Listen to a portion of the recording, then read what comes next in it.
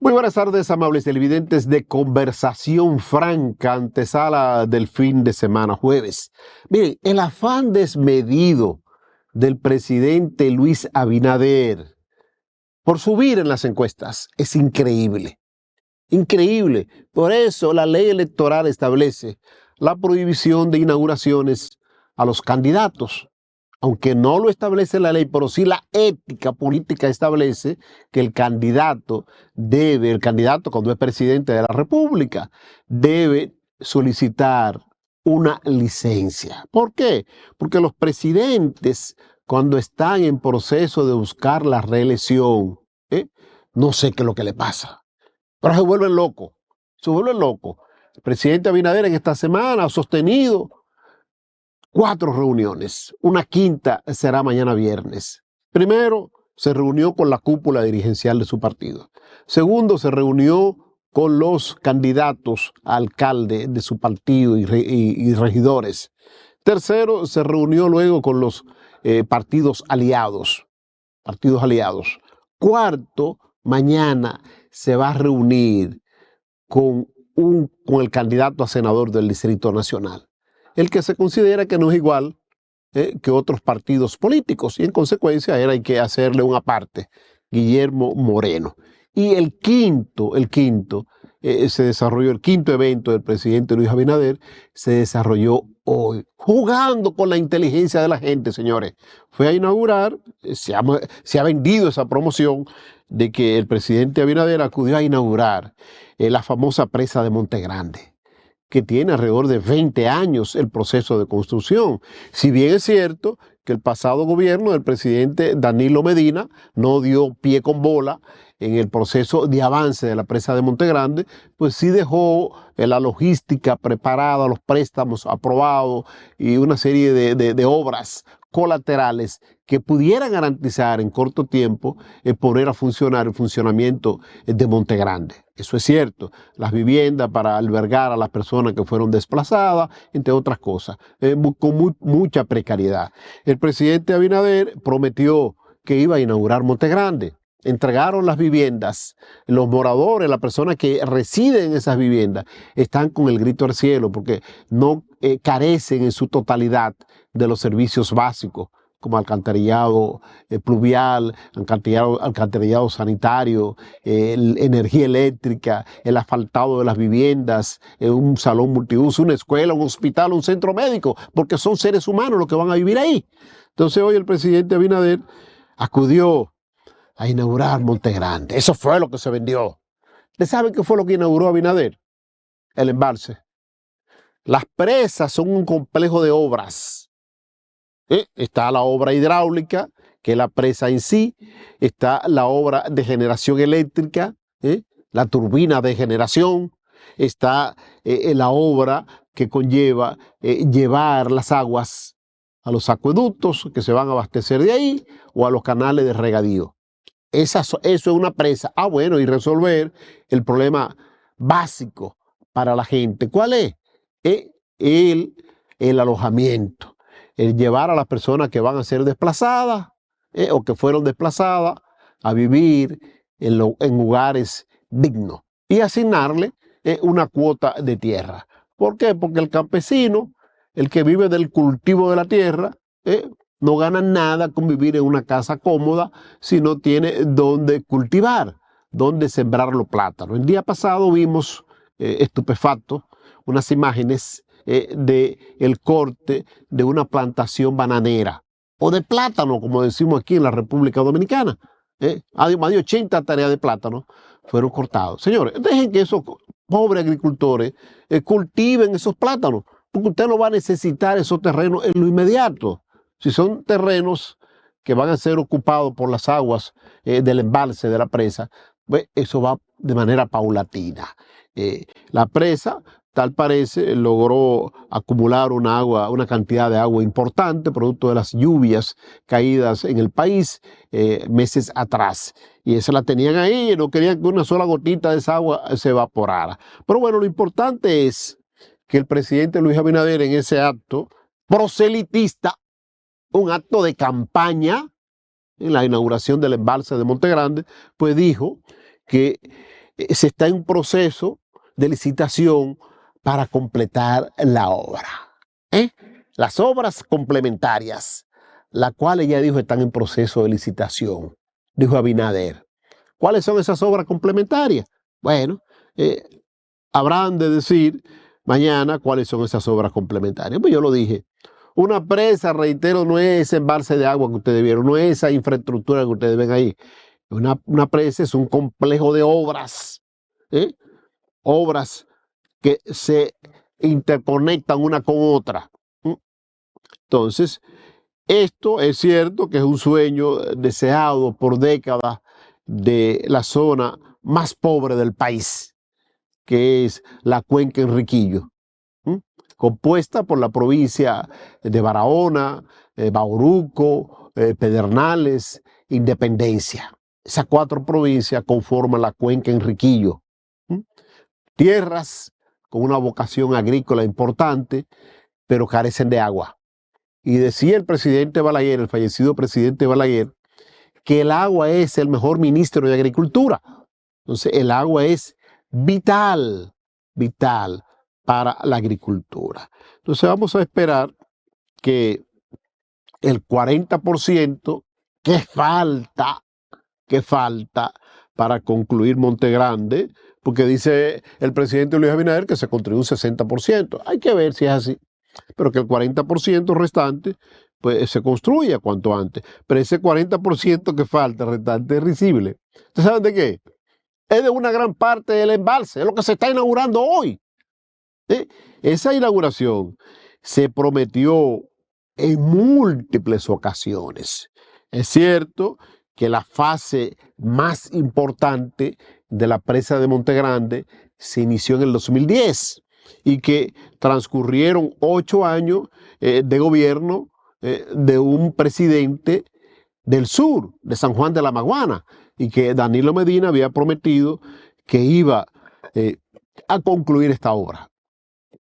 Hizo, como decíamos al inicio, grandes esfuerzos, pero otras obras necesarias, pues quizás sesgaron parte de los recursos que debían ser destinados a la construcción, a la celeridad de la construcción de Monte Grande, porque recuerden que el país no es una región, el país son nada más y nada menos que todo el kilometraje, los 48.442 kilómetros cuadrados que conforma el territorio nacional, las 31 provincias más el Distrito Nacional, en total 32 jurisdicciones políticas tiene el país, es la división política del país, 155 municipios y más de 255 distritos municipales. Y todos requieren de la bendición del presidente de la República, porque aquí sabemos que las alcaldías son pobres, muy pobres, exceptuando la de las alcaldías del Gran Santo Domingo,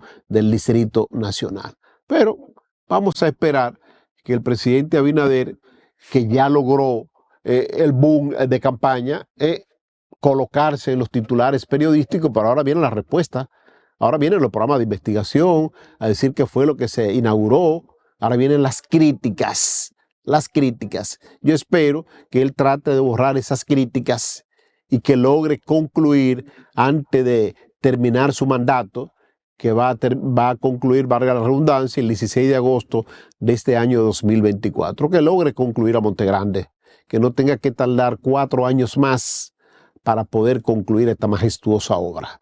Y esto se realiza, estas inauguraciones, en el marco de un descenso estrepitoso que tiene las candidaturas del PRM. En primera etapa, las candidaturas municipales.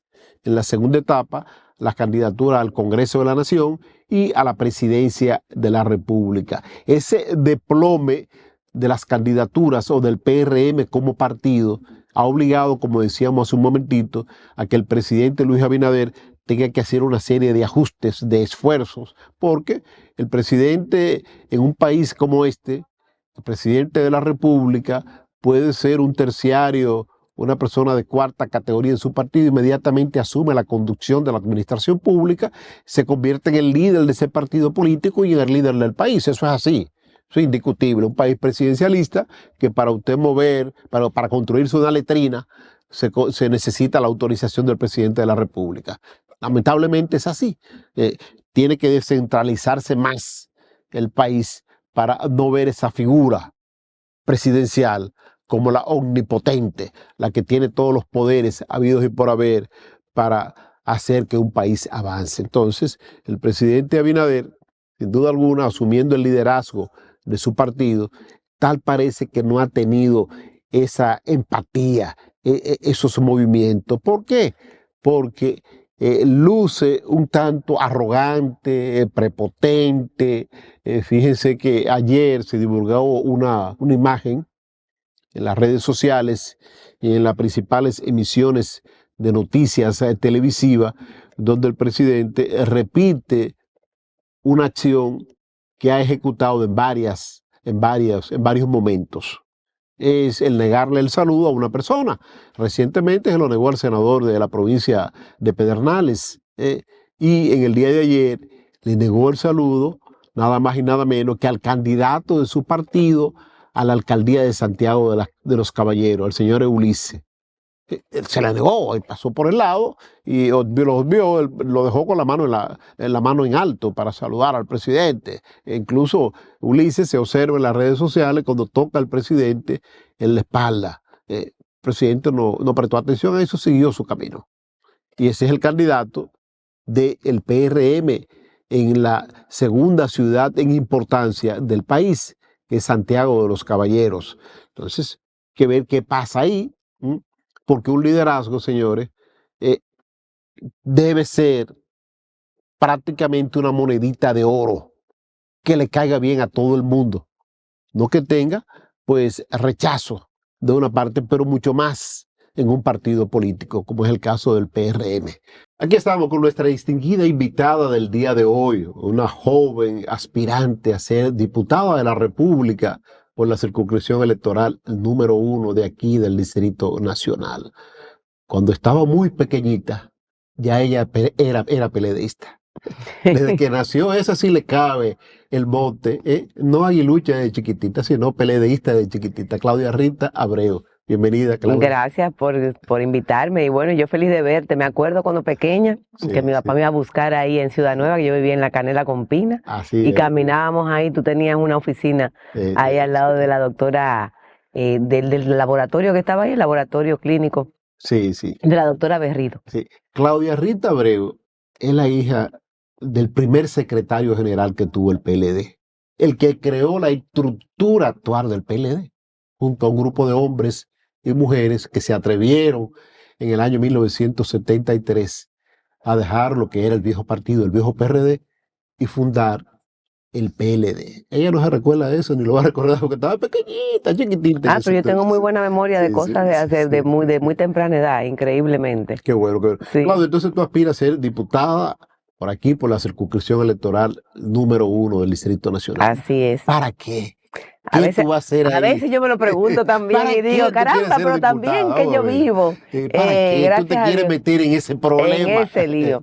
Bueno, mira, tú sabes que cuando uno está en la política, uno empieza a ver oportunidades y va creciendo dentro de las organizaciones políticas. En mi caso, ahora mismo soy, además de miembro del Comité Central de mi partido, también la titular de la Secretaría de Igualdad y Equidad de Género, y que era la anterior Secretaría de la Mujer. Sí. Entonces, evidentemente, hay un tema de la participación de la mujer en la política y que ocupemos cargos de poder en directivos, no tanto dentro de las organizaciones, también en el Estado, cosa que no hemos podido lograr hasta el momento. Entonces, cuando uno está participando, uno también tiene que dar el ejemplo a las demás. Y muchas compañeras y compañeros también del partido y de la calle, amigos, amistades que uno tiene, le dicen, pero Claudia Rita, sí, me gustaría verte en una boleta, me gustaría apoyarte, entiendo que contigo me sentiría representado o representada, y eso de alguna manera inspira a uno, porque uno dice, bueno, es una tarea difícil,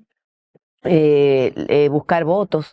A veces yo me siento que la democracia, cada vez que la fortalecemos, como que no nos sale tan bien, porque anteriormente tú sabes que era por listas que se votaba, Sí. Lo cual en un momento dado tú decías, bueno, pero ¿quién elige el número de las listas? A veces eso, de alguna manera u De la otra, cúpula dirigencial de los partidos, sí, decidir pero el número. exacto, pero entonces, ahora que el voto es preferencial, que tú dices, bueno, mira, es más democrático porque las personas pueden votar por la cara de aquella candidatura, esa persona que te representa de la manera más adecuada. Sin embargo, entonces eso ha encarecido la política, porque en un periodo electoral, cuando es con listas, pues las personas estamos pendientes de sacar más votos para la organización partidaria o por una alianza o por lo que sea. Pero en este caso, pues es un tema porque tú compites con los de afuera y con los de dentro de tu partido también. Y eso hace que tú tengas que invertir más en ti, en tu figura, en vallas, en cosas. Y la política ha llegado a un punto de encarecimiento muy amplio. Y usted está compitiendo, Claudia, con eso, con esas vallas, ese derroche que se hace de publicidad, esas vallas gigantes que cuestan mucho dinero. Cuesta mucho dinero, ese clientelismo de ir a los barrios, de ir a los praditos, de ir a los kilómetros, de ir a la yuca, de Naco, meterse ahí, a regalar juguetes, hacer lo que nunca se ha hecho, como diría Danilo en el 2012. Mira, yo he ido a varias comunidades, he tenido interacción con comunitarios, comunitarias, todo eso. También, pues, me he hecho algunas campañas también en las redes sociales, he ido a programas como para darme a conocer, porque también quizás es imposible conocer casa por casa a todo el mundo. Imposible. Y uno sigue trabajando como puede hacerlo. Yo no me vuelvo loca por el tema económico, porque al final de cuentas es una pena que se concentre en algunos barrios ese tema de que quien más da es por aquella persona que tú tienes que votar. Entonces luego pasan cosas, como ahora vimos el tema de la ley del DNI, que salió así, que lo engañaron, que esto y que aquello, o la cantidad de préstamos que tiene el país que no sabemos para qué es, porque no se están usando. Nos vemos que a veces se toman medidas que no defienden a la producción nacional, como ha sido con el tema del caso de la tasa cero, que ha deteriorado por los logros que se había tenido en cuanto a la industria agropecuaria. Entonces, cuando nos vemos ahí, entonces decimos, caramba, que los diputados, que la diputada, bueno, pero en que entonces tampoco te interesaste en conocer a las personas que podían ocupar ese espacio. Y es algo que, bueno, nadie me está obligando a hacerlo. Creo que es una responsabilidad que uno toma. Y a veces después uno se queda como con, mira, que pude tener la oportunidad y no la tomé en serio. Entonces estamos echándole las ganas, estamos tocando puertas y sobre todo pues llegar a un público consciente, porque no todo el mundo, es cierto que el tema de la vendedera de votos, eso le han dado más preponderancia de lo que es en realidad. Yo creo que todavía existe una ciudadanía consciente y la circunscripción número 1 del Distrito Nacional es una circunscripción muy pujante. Y compleja. Y compleja y diversa. Exacto. Mira, me gustó el término que utilizaste, diputadas, diputados. ¿Legislará Claudia Rita Abreu en favor de la mujer? Bueno, solo y exclusivamente en favor de la mujer, diputada y diputados, dijiste. Mira, lo que pasa es que eso es muy difícil que tú legisles a favor de un solo género, eso no existe.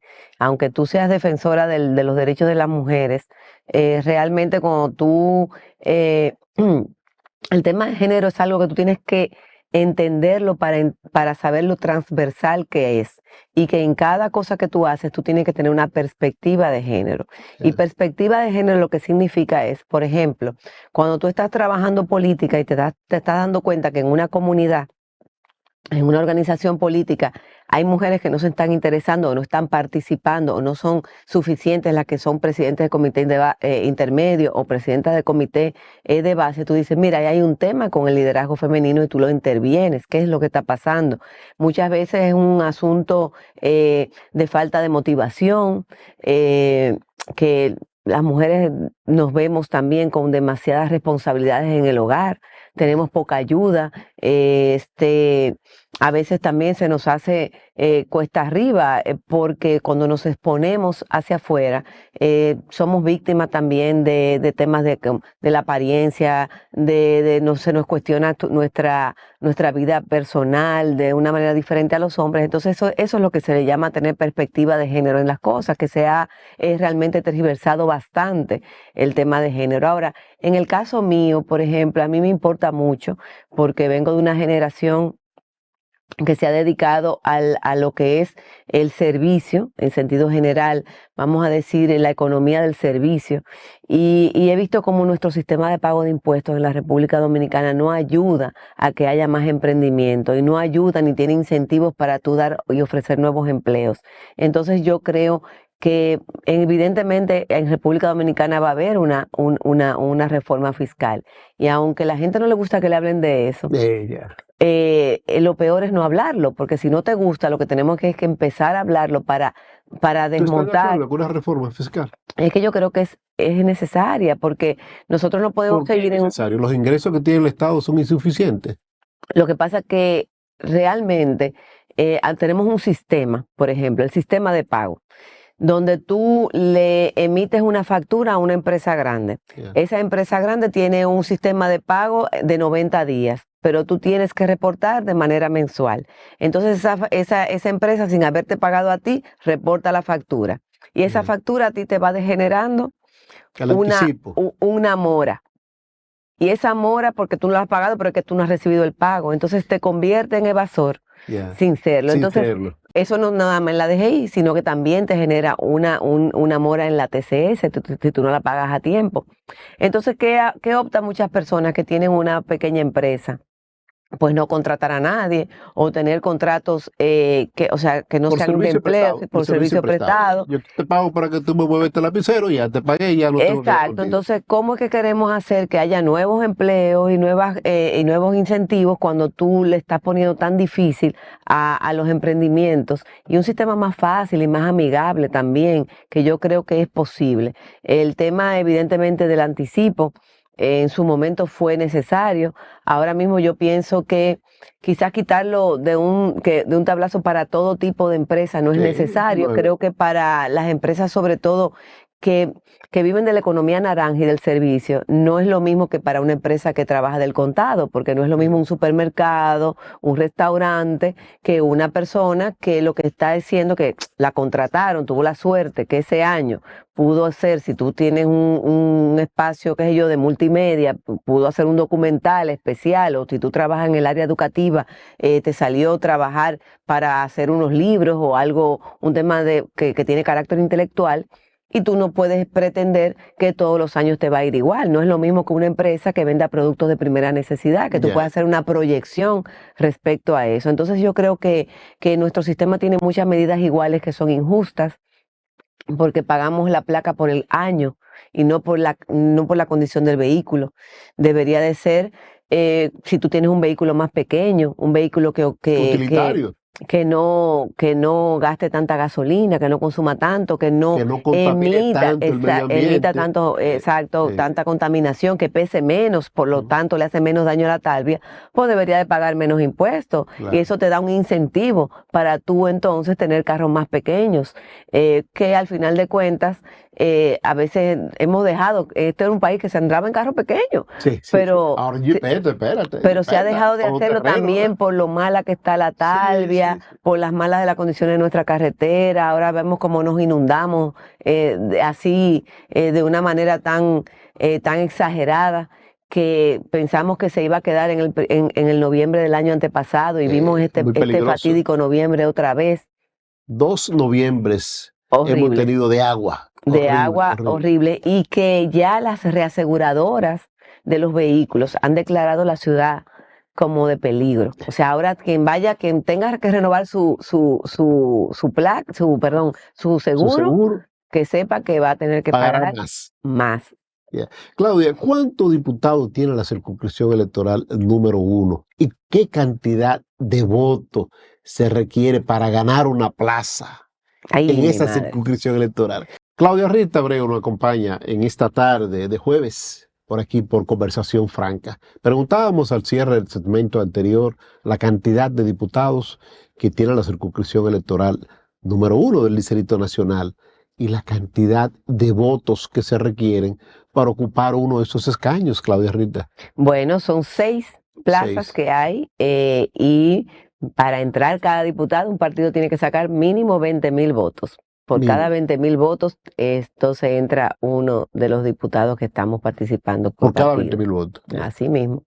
Oye, pues entonces usted tiene que fajarse bien duro. Hay que fajarse a buscar 20.000 votos. Claro, no todo el mundo con el sistema de home Del sistema de Hall, pues, saca 20.000 votos, sino que la organización como tal ok, la organización como tal. tiene que tener los 20.000 y tú sabes que ahí se van entonces sumando según la cantidad de votos que vaya sacando cada uno de manera particular. Bueno, que con 6 o 7 mil votos puede ser diputado, por ejemplo. Bueno, sí, pero hay Sí. que trabajar para tu ganar, No, con la sacar meta de los 20.000. 20 mil, con la meta Claro de los que sí. 20 mil. Bueno, hablábamos en el segmento anterior sobre la reforma fiscal.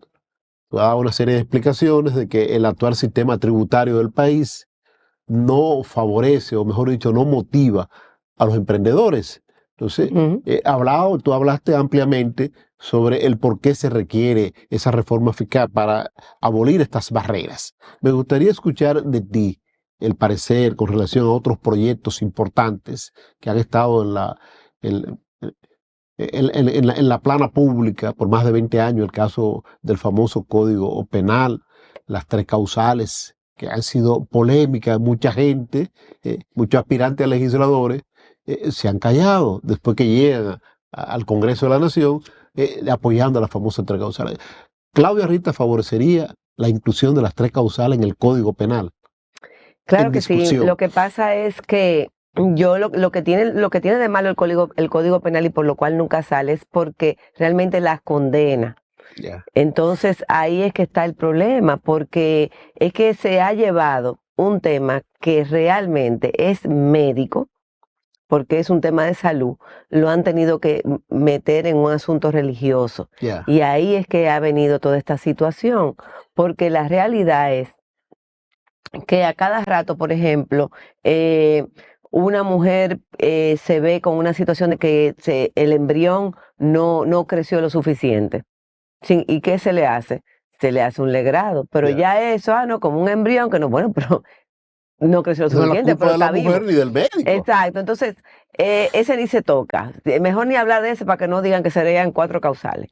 Entonces, Se imagínate, aumenta a 4. claro, entonces imagínate tú cuando tú tienes que gestar a una criatura que no tiene cerebro, que ha pasado, que es que cuando se puede morir dentro de tu cuerpo te va a causar una septicemia porque inmediatamente ya el cuerpo empieza a deteriorarse de la criatura y evidentemente eso te puede causar la muerte. Cuando tú tienes una familia, que tú tienes más hijos todavía, eso es un tema bien Y trágico. va a matar Y para eso, una madre en potencia, porque puede perderse esa claro, criatura, pero la madre puede de qué tiempo volver a estar pero al embarazada. final de cuentas, eso a quien realmente le desfavorece son a las personas más vulnerables, a las mujeres más pobres, porque en cualquier circunstancia privada se puede tomar cualquier tipo de decisión y mantenerse en discreción, o una persona pudiese viajar fuera del país y hacerse cualquier intervención. Entonces es una pena porque es un país que al mismo tiempo no hace nada para ir bajando el tema del embarazo adolescente. En mi caso, por ejemplo, para que el público que me está viendo me conozca un poquito, yo duré muchos años trabajando en el Estado porque antes no se usaba ahora como tanta persecución. Yo trabajé en el Estado desde muy jovencita Yeah. y fui escalando y trabajé luego, mis últimos 2 trabajos fueron en el Indotel, que duré muchos años. Y en esa época se estaba hablando, era como la primera década del 2000, y se estaba hablando de lo que era la sociedad de la información y el conocimiento y todo eso, la brecha que ahora no se nos olvidó, pero había una brecha entre La famosa aquellas brecha personas, digital. exacto, quienes tenían computadoras, quienes no la tenían, y luego cómo cambia el paradigma cuando vienen las tabletas, los celulares inteligentes, etcétera. Pero en ese entonces se descubrió también una brecha digital de género, donde las mujeres, cuando se había una sola computadora en la casa, era la que menos tenían acceso. Y luego eso fue cambiando a que ya las mujeres no entraban en carreras tecnológicas. Y de ahí, inspirada en todo eso también, pues ya pasé al Ministerio de Educación y ahí estuve como directora de informática educativa, la primera y única mujer directora de esa área hasta el día de hoy. Y fui junto a un equipo de personas quien impulsó la robótica educativa en la República Dominicana en el sector público. Es decir, que me siento muy orgullosa de ese trabajo. Pero ahí aprendí que cuando hacíamos los clubes de chicas, que fue una iniciativa privada que sale de la CIPAF y que nosotros la asumimos como que se volviera ya algo implementado por el Estado, hacíamos unos clubes de chicas para que las chicas se integraran al tema de la tecnología. ¿Por qué? Porque habíamos demostrado, según estudios previos, que las adolescentes se iban descuidando, no les interesaba la matemática, por una serie de cosas que se le denomina del currículum oculto, que empieza, ay hombre, la nerdita, ¿para qué tú te vas a poner a eso? O sea, cosas así. Ya. Y en esos clubes había tanto, era el incentivo de participar y de estar en algo importante, era tal que nosotros nunca en 80 clubes tuvimos casos de adolescentes embarazadas. Ya. Entonces son muchas Ahora hay cosas que muchos se casos, pueden hacer muchos casos de ahora. prevención, Ya. pero la prevención no quita que tenga la opción, porque al final de cuentas no es un tema obligatorio, es sencillamente algo opcional. Y sí, yo abiertamente lo digo, yo sé que hay gente que le da miedo porque dice que eso me crea un problema religioso, pero Ya. yo considero que no, porque conozco muchas personas religiosas que entienden que las tres causales es algo importante. ¿Tú practicas tienes alguna fe religiosa? Yo no soy una persona religiosa No de se te tal, pelan las rodillas en la iglesia, pero pero sí sí yo, crees, tienes creencia, sí. claro que sí, yo soy una Sí. persona muy espiritual y yo creo mucho, por ejemplo, en vivir en paz, en armonía, sobre todo en el respeto a las creencias de los demás. Me considero una persona, ¿cómo te digo? Yo no fomento rencores, yo no fomento odios dentro de mi corazón para nada. Y eso yo creo que lo que tenemos que estar en la tierra en la búsqueda de la felicidad. Y a Ya. veces en nombre de Dios hacemos muchas cosas Mucha malas. diablura. Sí, Sí, porque entonces dice un yo viejo considero, adagio popular que a Dios orando y con el mazo dando. Hay claro, mucha gente que practica eso. Van claro, y se le pelan las rodillas en las iglesias, pero con el mazo dando. claro, eso es increíble. Entonces tú no practicas eso. No, no, no, yo no, yo soy una persona que Mira, yo digo que yo soy, como decían la gente que trabajaba en tecnología conmigo, WYSIWYG. En eso, en español es lo que tú ves, lo que tú ves es lo que yo ok. soy. Claudia, hay una ley que se aprobó en el año 2001, la ley 8701, que crea el Sistema Nacional de Seguridad Social, donde se incluyen 4 componentes básicos para el quehacer humano. Entre ellos está la famosa AFP, aseguradora de fondos de pensiones, que han Mm. sido objeto de bastante cuestionamiento por la cantidad de ingresos que reciben los beneficios, en detrimento del retiro final del trabajador. Está también la aseguradora de riesgo de salud, lo que es el IDOPRIL y la atención primaria. Esos son los 4 componentes que integran el Sistema Nacional de la Seguridad Social. Esa ley, una ley que apenas tiene 23 años de promulgada ahora, y parece una ley que tiene 100 años. Ha envejecido de manera estrepitosa. Me gustaría escuchar tu parecer con relación a lo que podría ser una eventual reforma a esta ley de seguridad social y que tú, como futura integrante del Congreso de la Nación, me imagino que tendrás tu punto de vista. Claro, mira, yo he escuchado muchos temas respecto a eso, sobre todo el asunto del acceso al dinero que tú vas ahorrando ahí, Yeah. que de alguna manera u otra muchas personas alegan que te lo den, ese dinero, porque tú lo necesitas ahora. Yo creo que hay que buscar como un punto medio. ¿En qué sentido? Quizás si te dan el dinero, entonces es un problema porque tú no puedes tener como asegurar tu vejez, Una pero que tampoco. garantía para la vejez. Exacto. Pero creo que las soluciones que se están buscando en países que tienen algo similar es que ese dinero te sirva de garantía de algo porque es tuyo. Entonces no puede ser que tú tengas en una AFP acumulado 3, 4 millones de pesos y tú no puedas sacar un préstamo para una casa y tú tengas que vivir alquilado, sin embargo tú tienes un dinero. Entonces es una cosa un Que poquito es tuyo y extraña. no es tuyo. Entonces yo creo que debería de buscarse una solución de que ese dinero te sirva de aval para algunas cosas, quizás no para algo tan despreciable como un vehículo, al menos que sea un vehículo para un negocio, eso se pudiera evaluar, pero sí para temas que son primordiales como el tema de la vivienda.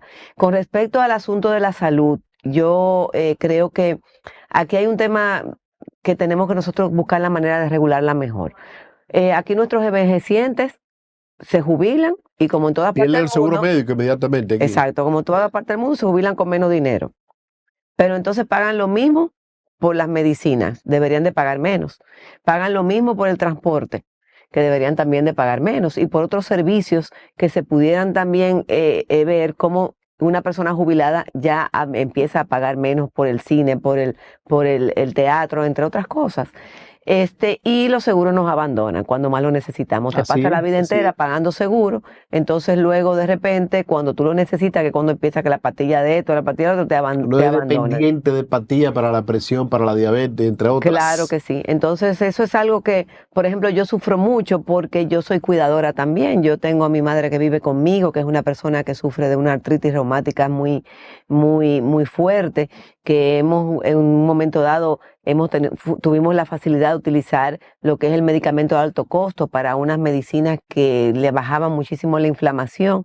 Y es una pena entonces que también se deteriore el Ese sistema de pago servicio. claro, porque entonces tú cuentas con algo hoy que está funcionando y en vez de dejarlo funcionando, viene este gobierno y lo echa para atrás. Entonces son como cosas que la labor realmente también de los y las diputadas es fiscalizar y no es la labor que se está implementando. A veces queremos más que los diputados empiecen a presentar y presentar proyectos, pero realmente lo que está pasando en el Congreso es que hay 400 proyectos en carpeta, muchísimas leyes que hay que revisar, porque tenemos leyes que hablan del presupuesto nacional, pero si tú las juntas todas, pasan como el 200% del presupuesto. Para todo hacemos una ley nueva. Sí. Y eso también no le veo yo la eficiencia respecto a eso. Y hay un afán como de protagonismo y no un afán realmente de resolver problemas que se van acumulando hasta que no sé qué va a pasar con nosotros. O sea que hay muchas cosas que se pueden hacer desde el Congreso. Y lo importante es que la gente siempre sepa cuál es tu línea de pensamiento. Por eso yo siempre hablo del principio de equidad, que es importante que la gente sepa de qué se trata, la equidad, porque como decía ahorita, tomamos medidas igualitarias que terminan siendo injustas. Claro, Cuando claro. tú haces siempre un equilibrio equitativo, o sea, piensas que tú no puedes siempre favorecer a un grupito en detrimento de otro. Lo que hay que buscar son medidas y hay personas que creen que dejando de ganar un poco están perdiendo y no Es lo necesariamente contrario, es lo es contrario. así. Bueno, pues Claudio, yo te deseo éxito, que pueda lograr ocupar un escaño en la Cámara de Diputados. Por el apellido tuyo, tu primer apellido que es Abreu, casi de seguro te puede tocar el mismo asiento que ocupó tu padre en 2 ocasiones. Diputado fue en 98, 2002, o no, 94, 98, y luego creo que 2002, 2006, algo así. Algo Yo así. no me acuerdo porque creo que en el 2000 ya era diputada de Parlacén. Aunque, bueno, pues fue varias veces diputado de la Sí, República. Yo espero que tú ocupes ese mismo asiento, ese mismo lugar muchas en la gracias. Cámara de Diputados. Haití, siempre Haití. El gran problema que tiene la República Dominicana al oeste. Haití, que desde que asumió la conducción de la administración pública, el presidente Luis Abinader, pues se ha empeorado la situación en Haití. En consecuencia, se han crispado más esas relaciones entre estos dos países. Desde que se dividió la isla en 2 naciones, ha sido un gran problema para la República Dominicana, la parte este de la isla, la existencia de Haití. Pues ya Haití y República Dominicana han unificado criterios para solicitarle a la Organización de las Naciones Unidas, la ONU, despliegue, despliegue militar, sin demora, para lograr pacificar esta nación. Sin duda alguna, la pacificación de Haití es una navaja de doble filo. Favorece a Haití, favorece la estabilidad política de esta empobrecida nación. La estabilidad política, como consecuencia, puede traer estabilidad económica, puede traer confianza en este país y permitir que inversores o inversionistas se motiven e inviertan en este país, tanto en la construcción de zonas francas como en la inversión de otros tipos de negocios. Haití vive de las remesas. Haití vive de lo que envían los haitianos residentes en el exterior. Haití vive del narcotráfico. Haití vive del contrabando. Haití no podemos decir ahora mismo que tiene una industria X desarrollada, que tiene la industria farmacéutica. El poquito de Haití que sirve como ingreso por la llegada de turistas no es de Haití. Está rentado a largo plazo a una empresa francesa, por allá en la parte eh, noroeste de Haití. Mm, Eso es el oasis de Haití. Usted llega ahí y es como si no estuviera en Haití. El Consejo de Seguridad de la Organización de las Naciones Unidas, según la petición conjunta de Haití y República Dominicana, debe cuanto antes, crear las condiciones para que la promesa de la llegada de 1.000 policías de Kenia a Haití, pues que lleguen ya para lograr el inicio de este proceso de pacificación. El pueblo haitiano no puede más. Espero que esta vez sea la última comparecencia ante la llegada de las fuerzas multinacionales. Un compromiso de más de 2 años de la comunidad internacional es algo que reconocemos y apoyamos, pero la búsqueda para alcanzar la paz ha tardado. Eso dijo el canciller de la República Dominicana, el doctor Roberto Álvarez, en la ONU. Eso lo dijo hoy. Iguales palabras prácticamente pronunció el representante de Haití en la ONU. Vamos a esperar que sí, que llegue, pero Kenia, le corrijo al honorable señor canciller, no es la responsable de que no envíe los policías prometidos a Haití. Ya lo aprobó el Congreso keniano, ya está ahí, pero eso conlleva un gasto económico bastante alto, que debe cubrirlo la ONU. Y justamente el mejor escenario es este. Es el escenario para expresar los sentimientos, las necesidades de esto. Es ese escenario. Y creo que el canciller Roberto Álvarez lo ha hecho bien. Lo ha hecho bien. Debe aprovechar al máximo esa oportunidad que se está dando para que se haga realidad la llegada de esos agentes pacificadores a Haití. Hoy, esta semana, pues vimos, desde la pasada semana, que la situación en vez de mejorar empeora. El secuestro de varias religiosas, la posible violación de las mismas, pues eso aleja más la ayuda internacional. La ayuda internacional pacificadora, la ayuda internacional de aquellos, la ayuda humanitaria, más bien, la aleja mucho más.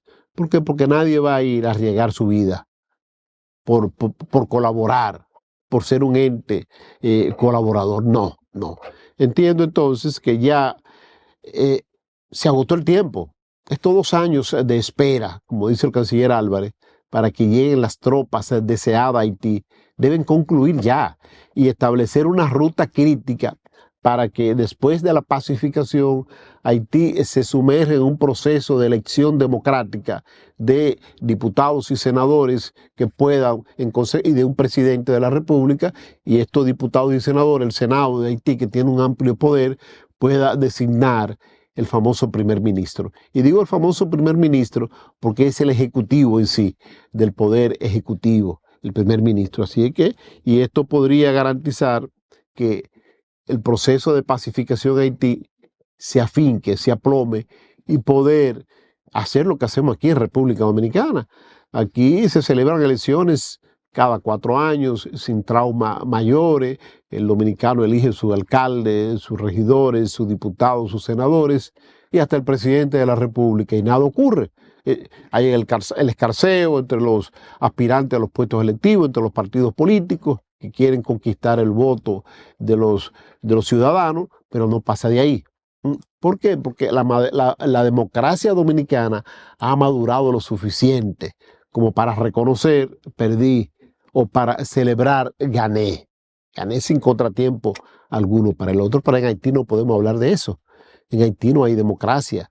En Haití la democracia hace tiempo que se la comió un rumiante, porque era verde, se la comió un rumiante y no ha vuelto a hacer esa segunda digestión. Sigue con eso en su estómago. Entonces vamos a esperar que se logre esa deseada paz en Haití, que lleguen los kenianos, que lleguen, son deseados los kenianos en Haití.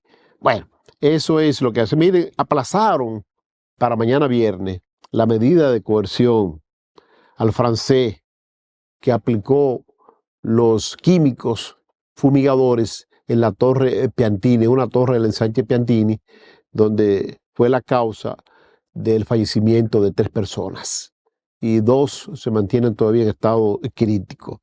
Este señor, el francés, que yo digo que con buen abogado, George Anthony Terbener, con buen abogado, quizá el señor Terbener pues pueda guardar prisión domiciliaria en lo que se esclarece el caso, porque real y efectivamente no se debe tomar como un elemento, si se quiere, de la inmediatez, como un elemento para ganar notoriedad por lo que ha ocurrido.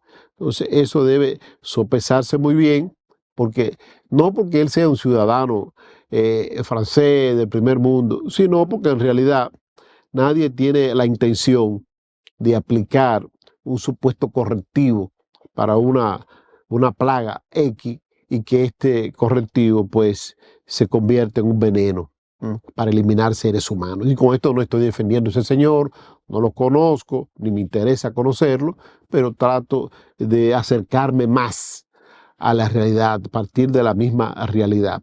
Ahora, de que fallaron el protocolo preventivo en ese edificio, un condominio habitado, no un condominio de oficina, sino de habitado por familia, pues debió haber existido una mayor fluidez, una mejor comunicación para evitar lo que ocurrió. Pero dice un viejo adagio popular que después de palo dado, ni Dios lo quita. Es lamentable que haya ocurrido este hecho, que 3 seres humanos hayan fallecido, que no volverán jamás a este mundo terrenal, y que los 2 que sobreviven aún pues estén en situación un poco delicada. Es posible que si ya no se ha producido el deceso, logren sobrevivir a esto. El señor José Luis Acra logre sobrevivir, y su otro hijo, que se omite su nombre por razones obvias, pues vamos a esperar que sí, que ellos se recuperen, puedan volver a la normalidad, no, puedan volver a la vida, porque la normalidad para el señor Acra y el niño, su hijo de la señora que murió también, va a ser difícil por mucho tiempo retornar a la misma, muy difícil, pero la vida es lo más valioso que tiene un ser humano, y eso es lo que esperemos que ellos lo conserven. Ya el francés pues tendrá que responder a ver qué pasó, si se excedió con la cantidad de productos químicos que aplicó, qué fue lo que pasó ahí, qué fue lo que pasó, quién lo contrató. Se dice que la persona que lo contrató todavía no ha podido ser localizada, no ha podido ser localizada. Entonces habría que ver qué va a pasar, si la localizan o no. Mañana, Dios mediante, señores, volveremos con ustedes en otra entrega de Conversación Franca por este su canal, Su Mundo TV.